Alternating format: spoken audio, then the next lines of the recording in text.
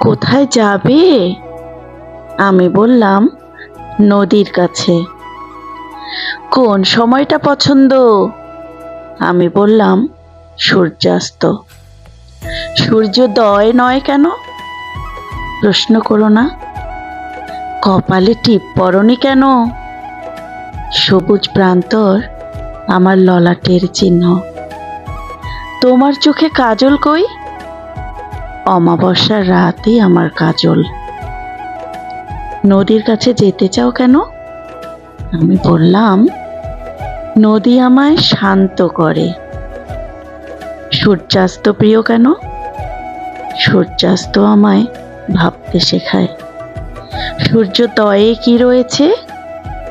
সেটাই আছে হারানোর ভয়। ধন্যবাদ।